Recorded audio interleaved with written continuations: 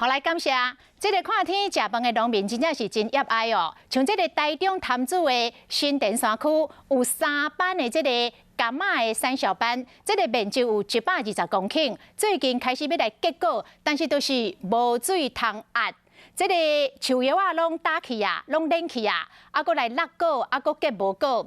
种这个柑橘啊，已经20担的班长张国宪讲，这是伊拄到上界惨的一届。啊，讲就算即摆雨水来啊，嘛袂赴啊。这个柑橘树咧嘛保袂掉啊，今年免想要有收成咯。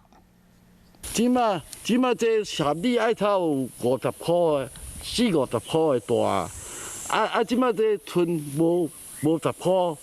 会大，这啊满，即摆这大已经拢无效，完全无效啊！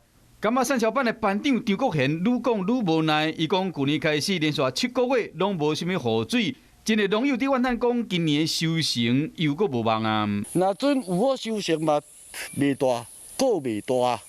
张国宪是接因老爸伫新田山区种柑仔，伊讲这是种柑仔20多年来上惨的一年。伊今年就上严重就是伤大，对旧年年初开始，旧年的年底7月8月，遐开始大家即摆拢无雨。就是讲，互伊莫死去为原则。阮今年就是讲，柑仔果种莫死去，拢40-50年以上的柑仔种啊。潭子新田自兴有3个产销班，拢拄着同款的难题，因此毋茫讲天公伯啊赶紧落雨，毋通互这老柑仔树死去。